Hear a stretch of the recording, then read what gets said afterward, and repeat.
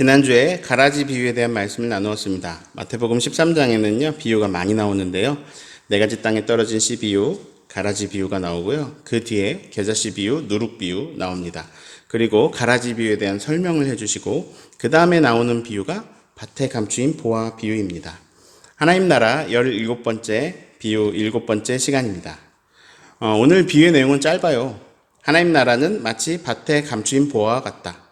이를 발견한 사람은 숨겨두고 돌아가서 자기 소유를 다 팔아서라도 이 밭을 산다. 끝입니다. 오늘 우리가 비유를 7번째 듣고 있어요. 앞으로도 또 다른 비유를 살펴볼 거고요. 왜 이렇게 여러 가지 말씀이 있을까? 이렇게 생각하시면 좋을 것 같아요. 하나님 나라에 대해서 다각도로 살펴본다. 이 비유는 이 각도에서 보고, 이 비유는 또 이 점을 부각시키고, 이렇게 하나님 나라의 다양한 면들을 살펴보고, 이것이 우리 안에서 종합되면서 우리가 더 하나님 나라에 대해서 점점 선명하게 알아가게 되는 거죠. 오늘은 밭에 감추인 보화 비유잖아요. 이 비유를 들으시고 바로 탁 와닿는 이 깨달음이 아마도 이 비유의 핵심일 거예요. 밭에 보화가 있는 걸 발견했어요. 그 보화를 갖고 싶어서 다 팔아가지고 밭을 산다, 이런 얘기잖아요. 그러면 이 말씀의 핵심은 이렇게 될 거예요. 하나님 나라는 그 어떤 것보다 귀하다. 가장 소중하다. 네, 최상의 가치다. 그러면 이 말씀 앞에서 우리는 이런 묵상을 하면 될 거예요. 하나님 나라가 제일 좋은 거구나. 나는 하나님 나라를 가장 귀하게 여기고 있을까? 번호로 말해볼게요. 하나님 나라가 나에게 1번인가? 진지하게 물어봅니다. 여러분 마음속으로만 대답해 보세요. 하나님 나라가 여러분에게 소중합니까? 가장 소중합니까? 그동안 여러 차례 배워서 우리는 알고 있습니다. 하나님 나라는 하나님의 다스림이다. 하나님 뜻이 이루어지는 모든 차원이 하나님 나라입니다. 그 나라는 내 마음속에 임하기도 하고 어느 모임에 임하기도 하고 이 장소에 임하기도 합니다. 하나님 나라는 예수님 가르쳐 주신 기도에서 더 선명하게 알 수 있어요. 나라가 임하시오며 뜻이 하늘에서 이루어진 것 같이 땅에서도 이루어지다. 하나님 뜻 이루어지는 것. 하나님 뜻이 가정에서 이루어지는 게 가정에 하나님 나라가 임하는 겁니다. 하나님 뜻이 내 인생 속에서 이루어지는 게 하나님 나라가 나에게 임하는 겁니다. 다른 표현으로는 하나님이 주인이신 상태가 하나님 나라입니다. 우리는 하나님이 선한 주인이시라는 걸 인정하고 그 선하신 주인의 뜻이 이루어지기를 기도하면서 그 주인의 뜻대로 살아가는 것, 이게 하나님 나라를 살아가는 방법입니다. 다시 질문합니다. 당신에게는 하나님 뜻이 이루어지는 게 가장 소중한가요? 하나님이 주인 되시는 게 가장 소중한가요? 내 뜻이 이루어지는 게 소중하지 않나요? 내 필요가 채워지는 것, 내가 원하는 일이 이루어지는 것, 내가 원하는 방향으로 흘러가는 것, 이게 중요하지 않으세요? 찜통 더위 속에 있다가 에어컨 빵빵한 실내에 딱 들어왔을 때 이런 말을 합니다. 와, 여기가 천국이네. 나에게 쾌적한 공간이 되거나 나에게 만족스러운 상태가 될 때 우리가 막 천국이라고 할 때가 많이 있습니다. 그래서 어떤 사람에게는 PC방이 천국이고 어떤 사람에게는 돈가스집이 천국이고 어떤 사람에게는 칭찬이 천국이고 어떤 사람에게는 돈이 많은 상태가 천국이 되는 것 같은데요.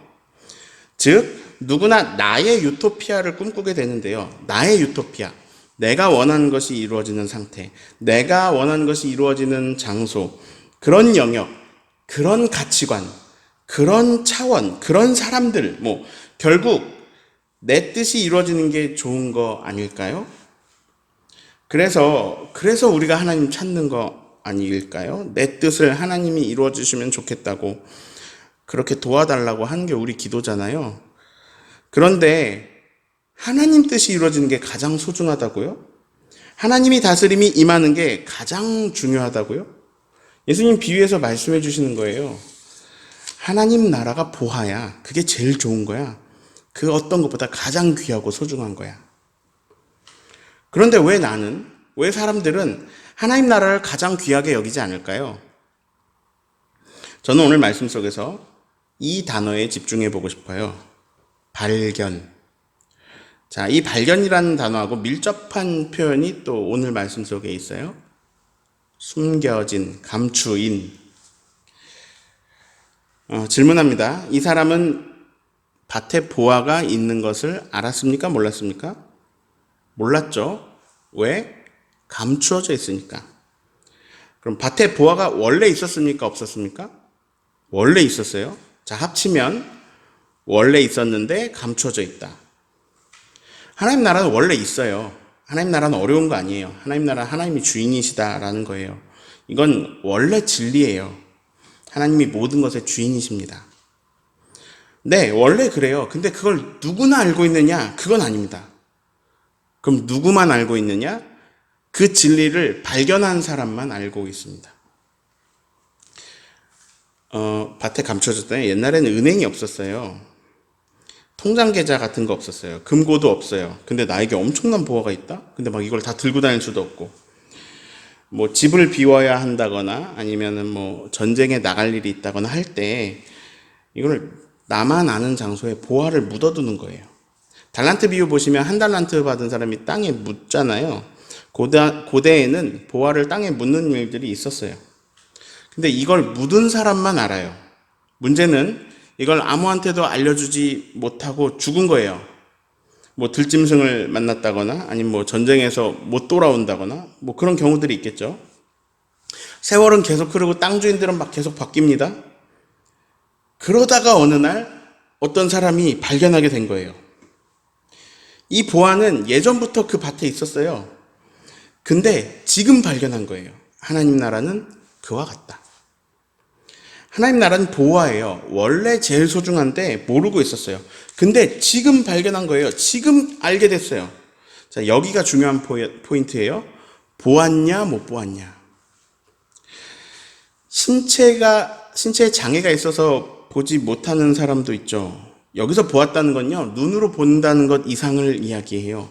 그래서 장님도 하나님 나라를 볼 수 있어요.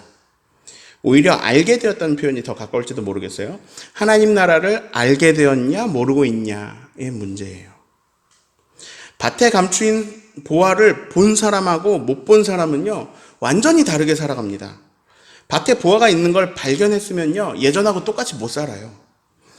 오늘 말씀에 나오는 사람이요, 하는 일이 6가지예요. 발견한 후에 숨겨두고 기뻐하며 돌아가서 자신의 소유를 다 팔아 그 밭을 산다. 자, 하나님 나라를 알게 된 사람은 전하고 똑같이 못 살아요. 그래서 이런 행동들을 하게 돼 있어요. 이런 6가지로 나눈 이런 행동들을 하는데 여기서 제일 중요한 건 1번이에요. 발견하는 것. 보화를 발견하기 전에 이런 행동을 하는 사람은 없어요. 뭐 발견도 안 했는데 막 기뻐하면서 돌아가서 자신의 소유를 파는 이런 사람은 없어요. 이 행동들은 저절로 일어나는 거예요. 저절로. 왜냐? 알았기 때문에, 보았기 때문에. 그래서 만약에 내가 예전하고 똑같이 살고 있다면 그러면 그냥 난 못 본 거예요. 난 하나님 나라를 모르는 거예요. 우리는요, 바보가 아니에요. 하나님 나라는 돈으로 매길 수 없는 가치지만 이해를 돕기 위해서 뭐 숫자로 좀 말해 볼게요. 막 여기저기 들어가 있는 내 전 재산이 500원쯤 된다고 해 볼게요. 근데 밭이 500원이래요. 이 밭에서 보물상자가 나왔어요. 보물 한 개가 500억이래요. 근데 막 그런 보물이 100개도 넘는 것 같아요. 꽉 찼어요. 밭은 500원이에요. 그럼 여러분 똑같이 살 수 있습니까? 예전하고? 못 살아요. 목사님, 이거 발견했으면 경찰에 갖다 줘야 되는 거 아니에요? 아니면 뭐 밭주인에게 말해야죠. 이렇게 생각하실 수 있는데요. 이거는 지금 시대 이야기고요. 그때는 경찰도 없었고요. 그리고 보화를 숨겨둔 사람은 수백 년 전 이미 죽었어요. 그러니까 그 이후로 내가 처음 발견했고요. 그러면 어떻게 하느냐? 여러분 어떻게 하겠습니까? 다시 숨깁니다. 그리고 막 너무너무 신이 나서 살아요. 갑자기 막 콧노래가 나와요. 그리고 돌아가서 자기 있는 전 재산 500원 다 팔아가지고 500원을 만들어서 그리고 기쁘게 이 밭을 삽니다. 이런 행동을 하지 않는 사람은 딱 2가지입니다. 못 받거나 받는데 보화인 줄 모르거나. 하나님 나라는 교회 다닌다고 알 수 있는 게 아닙니다. 하나님 나라는 교회 다닌다고 볼 수 있는 게 아닙니다. 설교 많이 들었다고 알 수 있는 것도 아닙니다. 하나님이 주인이시라는 얘기는 여러분 저에게 7년 이상 들으셨고, 이전에도 많이 들으셨을 거예요.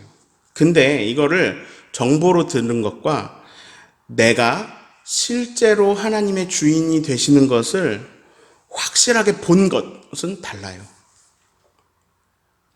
이걸 정보로 들으면 들었는데 이게 진짜 보아인지, 이게 가장 귀한 건지, 이거 뭐 가장 귀하다고 하는데 모를 수 있습니다.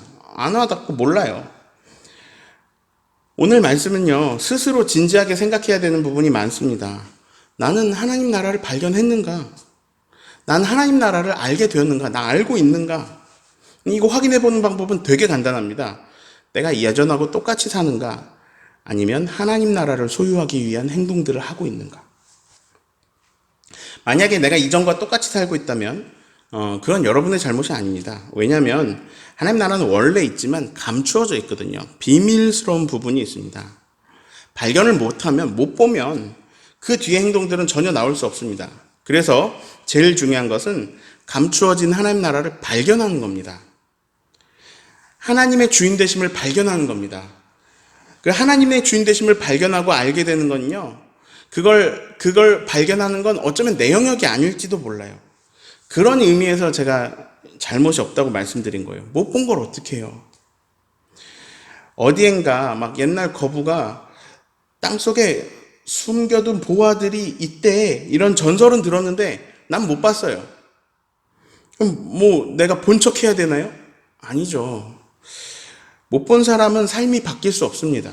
하나님의 주인 되심이 나에게 진짜로 와닿지 않는 사람은 이게 소중하지 않을 수밖에 없습니다.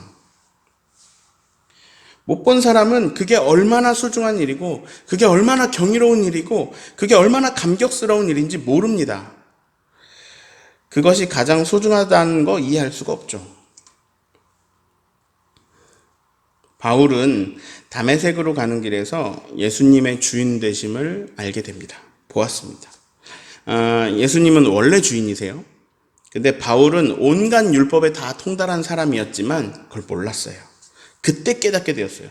근데 그때 바울이 눈이 멀었거든요. 바울이 눈이 멀었는데 오히려 하나님 나라를 보았습니다.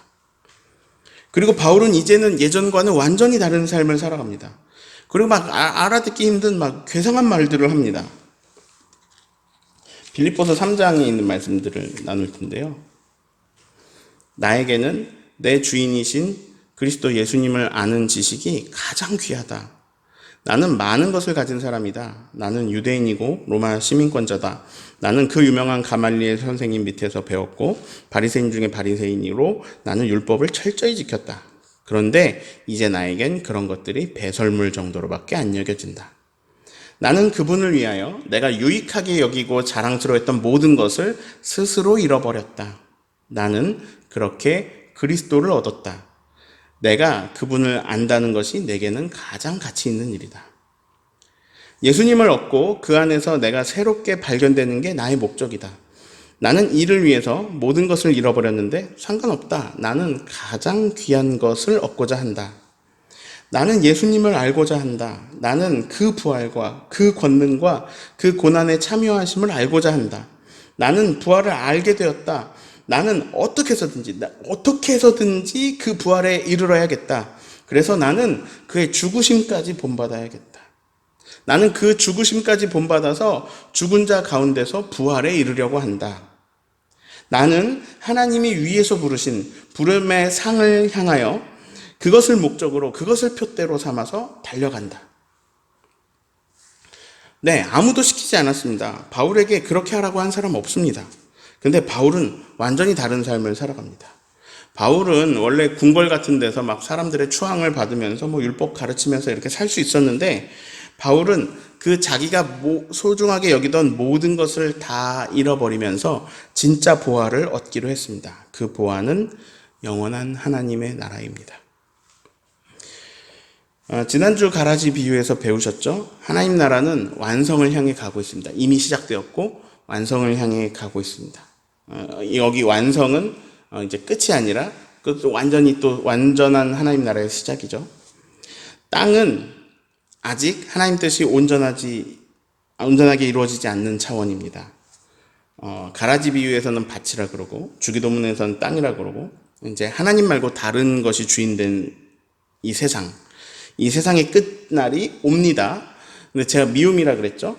마귀와 그의 자녀들은 먼저 묶여서 던져집니다. 그리고 이제 완전한 하나님 나라가 시작되는데요. 그때 우리는 부활의 몸을 입고 영광의 하나님 나라, 영원한 나라를 영위하게 됩니다. 해와 같이 빛나게 됩니다. 지금 드린 말씀이요, 어떤 종교적 정보가 아니라 실제로 나에게 발견되는 진리가 된다면 그럼 우리의 삶은 달라집니다. 똑같이 살 수 없습니다. 누가 시키지 않아도 달라집니다. 하나님 나라를 발견한 사람은 그 나라의 방식대로 살고 싶어집니다. 그게 제일 소중한데 그거 잡아야 되잖아요. 그래서 발견하면 자, 우선 어떻게 되냐? 숨겨둔다. 목사님, 전도하라면서 이거 알려야 되는 소식이지 이걸 왜 숨겨둡니까? 근데 여기는 이 말씀 속에 이거 비유예요. 이 사람이 보화를 왜 숨겨두냐? 왜 숨겨둬요? 누가 훔쳐갈까봐. 안 뺏기려고. 이거 어떻게든 자기 소유를 만들기 위해서입니다. 즉 여기서 숨겨둔다는 것은 나에게서 하나님 나라를 빼앗는, 하나님 나라를 소유하지 못하게 하는 일에서 벗어나려고 한다라는 행동으로 이해를 하시면 되겠습니다. 세 번째, 기뻐한다. 하나님 나라를 진실로 알게 되면 기뻐합니다. 바울이 이상한 사람이에요. 막 감옥에서 편지 쓰면서 기쁘다, 막 기뻐한다 이런 얘기 막 말해요. 이상하죠? 근데 이분은 하나님 나라를 좀 세게 알게 된 분이니까 뭐 우리하고 좀 괴리감이 생기잖아요. 오늘은 더 이상 언급을 안 할게요. 우리들도 발견하고 기뻐할 수 있습니다. 네. 하나님 나라는 우리에게도 발견됩니다. 하나님 나라를 알게 되면 기뻐합니다. 저의 이상한 얘기를 할게요. 저희 어머니가 임종하시는 순간에 하나님 제게 무언가를 알게 하셨는데 갑자기 기쁨이 솟아올랐습니다. 두 가지 감정이 공존하는데요. 어머니를 더 이상 못 보게 되었습니다. 이 슬픔이 너무 컸습니다. 그런데 그 슬픔을 이기는 기쁨이 공존하는데 이게 막 솟구쳐 올라옵니다. 내게 샘솟는 기쁨, 이게 저는 이렇게 체험이 됐는데요. 사실 말이 안 됩니다. 그런데 저에게 하나님 나라가 발견되었습니다. 하나님 나라가 원래 있었어요. 그때 발견되는 거예요. 지금 여기도 있습니다. 어쩌면 오늘 발견하는 사람이 있을지도 모르죠. 저는 그 순간 발견했습니다. 원래 있던 게 깨달아진 것 뿐이죠. 제가 세상에서 가장 사랑하는 사람, 우리 어머니가 젊은 나이에 돌아가셨는데 이게 이해가 안 가는 일이지만 제 안에 기쁨이 있었습니다. 어머니가 하나님 나라에 실존하심을 제가 발견했습니다. 봤습니다. 어머니의 존재가 없어지지 않았습니다. 오히려 온몸이 암으로 다 망가지셨었는데 완전한 몸으로 새롭게 되셨습니다. 그래서 엄마 입장에서만 보면요, 너무나 훌륭한 차원이 시작되었습니다. 그리고 저도 그 차원을 아주 잠깐 함께하고 그냥 모든 게 알아졌습니다. 우리 아버지도, 우리 누나도, 저도 하나님 나라에서 영원히 헤어지지 않습니다. 제 아내도, 그리고 여러분들도 하나님 나라에서 함께합니다. 우리 영원히 함께합니다. 예수님의 공로로 그런 일은 일어납니다. 빌립보서 3장 20절, 21절을 읽어드립니다. 그러나 우리의 시민권은 하늘에 있는지라 거기로부터 구원하는 자, 곧 주 예수 그리스도를 기다리노니 그는 만물을 자기에게 복종하게 하실 수 있는 자의 역사로 우리의 낮은 몸을 자기 영광의 몸의 형체와 같이 변하게 하시리라. 아멘. 자, 네 번째, 돌아가야 됩니다. 예. 보화가 있다고 밭에만 있으면 안 되고요. 막 변화산에 그 체험한다고 거기만 있으면 안 되고, 변화산을 경험한 베드로는요, 변화산에서 여기가 좋사오니 뭐 초막셋을 지어서 여기 있습니다. 뭐 이렇게 얘기를 하지만 베드로는 변화산에 계속 있어야 되는 게 아니라 산에서 내려와서 마을에서 제자의 삶을 살아야 되는 거거든요. 돌아가야 됩니다. 일상으로요. 돌아가서 내 소유를 팔아가면서 밭을 사야 되거든요. 자, 다섯 번째, 자기의 소유를 다 팔아. 제가 가진 게 소중하지 않은 게 아닙니다. 내가 가진 것들 너무 소중합니다. 내가 가진 게 소중하지 않아서가 아니라 그와는 비교할 수 없는 보화를 발견했기 때문에 기쁨으로 팔 수 있는 겁니다. 6번째, 그 밭을 산다. 보화를 얻는 것, 하나님 나라를 얻는 게 결국 목표입니다. 하나님 나라를 구하게 된다라는 것입니다. 기독교반 가락고등학교 기독교반 강수환 선생님이 저에게 하신 말씀이 제 마음에 남아요. 종철아, 천국은 침노하는 자의 것이다.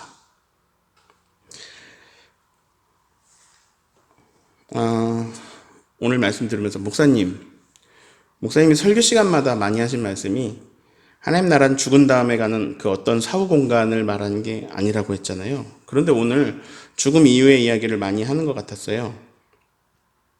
네, 하나님 나라는 장소 개념도 포함하지만 장소 개념보다 주권 개념이 더 강한 핵심이라고 했죠. 하나님 나라는 다른 말로 하나님의 다스림이다. 그런데 그 하나님의 다스림은요, 우리가 죽어 있냐 살았냐를 넘어 있습니다. 우리가 살아 있어도 하나님 주인이시고, 우리가 죽어도 하나님 주인이십니다. 죽어도 살아도 하나님이 다스리십니다. 그 하나님 나라는 그 모두를 포함합니다. 그래서 사후 세계도 하나님 나라고요, 지금도 하나님 나라입니다. 성경은 둘 다 말하고 있어요. 그런데 초점이 더 있는 것은 우리가 땅에서 어떻게 살 것인가에 관심이 있습니다. 오늘 비유에서는요, 하나님 나라를 발견한 사람은 어떻게 사는가를 말해주고 있습니다. 그래서 발견한 후, 하나님 나라를 알게 된 사람은 숨겨두고, 그러니까 하나님 나라를 놓치게 될 일은 멀리하고, 하나님 나라를 나에게서 빼앗는 일은 멀리하고, 그리고 기뻐하면서 돌아가서 일상 속에서 자기의 소유를 다 팔아 일상에서 내 세속적 가치관을 따르는 게 아니라 그 밭을 산다. 일상 속에서 하나님 나라를 구하면서 살아갑니다.